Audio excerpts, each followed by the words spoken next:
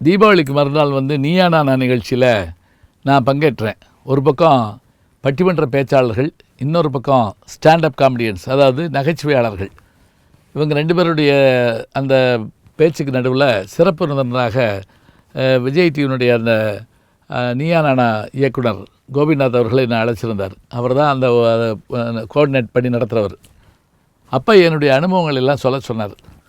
நான் அப்போ அதை வரிசையாக சொல்லிட்டு வந்தேன். தமிழ்நாட்டில் முதல்ல ஸ்டாண்டப் காமெடிங்கிற விஷயத்த 1991-92களில் நான் தொடங்கினேன். எனக்கு காரணம் என்னன்னு கேட்டிங்கன்னா, பெரும் பேச்சாளர்கள் ஜாம்பவான்கள் இருந்தபோது, குன்றக்குடி அடிகளாரும் மற்றவர்களும் இருந்தபோது, நான் என்னை நிலைநிறுத்திக் கொள்வதற்காக நான் என்ன பண்ணேன்னா, ஒரு புதிய வழியை தேர்ந்தெடுத்தேன். புதிய வழி என்ன? நகைச்சுவையாக நின்று 1 மணி நேரம் பேசுவதை நான் தேர்ந்தெடுத்தேன். அதை நான் ஒளிப்பழையாகவும் போட்டேன். அதுதான் வாங்க சிரிக்கலாம்ங்கிறது அப்படின்னு நான் சொல்லிட்டு அப்போ என்னென்ன மாதிரியான அனுபவங்கள்லாம் பெற்றீங்கன்னு அவங்க கேட்டாங்க. அப்போ நான் ஒரே ஒரு விஷயத்தை சொன்னேன். படித்து தெரிஞ்சுக்கிற நகைச்சுவைகளை காட்டிலும் அனுபவத்தால் தெரிந்து கொள்ளுகின்ற நகைச்சுவைகள் ரொம்ப நல்லாயிருக்கும். அந்த அனுபவம், என் அனுபவம் உங்கள் அனுபவத்தோட உரசுறப்ப ரொம்ப நல்லாயிருக்கும். இப்போ ஒன்றும் வேண்டாம், திருமண வீடுகளில் இருக்கிற நகைச்சுவைகளை பாருங்கள், எவ்வளோ நல்லாயிருக்கும். அது நம்ம வீட்டு திருமணமாக இருந்தால் நம்ம நகைச்சுவை ரசிக்க மாட்டோம், நம்ம டென்ஷன் அலைவோம். மற்ற திருமணங்களுக்கு போகிறப்ப பார்க்கலாம். நாங்கள் கும்பகோணத்தில் ஒரு முறை ஒரு திருமணத்துக்கு போயிருந்தோம். பட்டிமன்றம், பெரிய செல்வந்தர் வீட்டு திருமணம். பட்டிமன்றம் அருமையாக முடிஞ்சது. 5000 பேர் வந்துருந்தாங்க கூட்டம். சாப்பாட்டு இடத்துல பயங்கர அடிதடி அளவுக்கு வந்துருச்சு. இப்போ எங்களை சாப்பிட வைக்கணும். நான் கூட இல்லை போயிட்டு வரோம்னா, இல்லை இருந்து சாப்பிட்டு போங்கன்ட்டாங்க.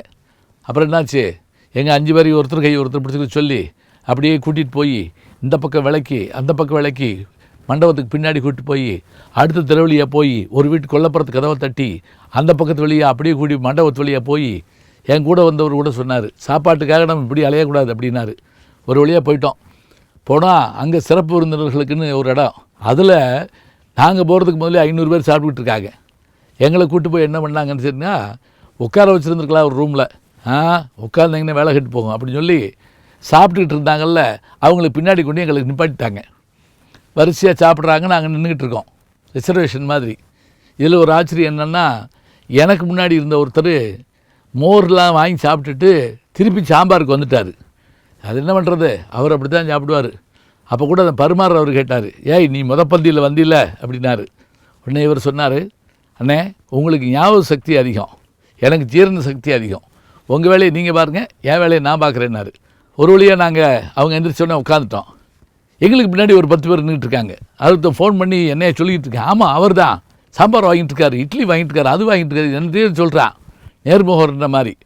இப்போ சாப்பிட உட்காந்தோம். முன்னெல்லாம் நம்ம எப்படி சாப்பிட உட்காருவோம்னா, நம்ம மேலே உட்காந்துருப்போம். நல்லா கவனிச்சுக்கோங்க, பலகையில் நம்ம உட்காந்துருப்போம், தரையில் சமணம் போட்டு கீழே இலை போட்டிருப்பாங்க. இப்போ நம்ம என்ன செய்வோம், இப்படி சாப்பிட்றப்போ வயிற்று அமுக்கி சாப்பிடுவோம். அதனால் நிறைய சாப்பாடு இப்போ நம்ம எடுத்துக்கிற மாட்டோம். ஆனால் எப்போ டைனிங் டேபிள் வந்ததோ சாப்பாடு மேலே இருக்குது, நம்ம கீழே உட்காந்துருக்கோம், அது பாட்டுக்கு போகுது. அப்புறம் உடம்பு மெலியிலன்னா எப்படி மெலியும். இப்போ டேபிள் போட்டாச்சு, சீட்டு விரிச்சாச்சு, இலை போட்டாச்சு, 18 வகை காய்கறி பரிமாறியாச்சு. சாப்பிட ஆரம்பித்து 5 நிமிஷம் கூட இருக்காதுங்க.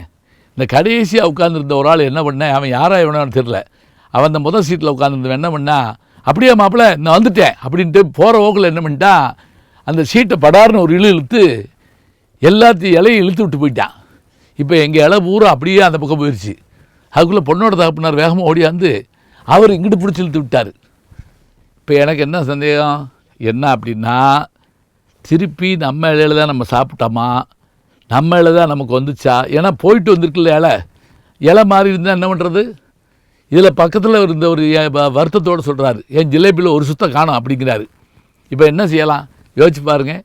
எந்த பந்திக்கு போனாலும் சாப்பிட்றப்ப எனக்கு இது ஞாபகம் வந்துருங்க.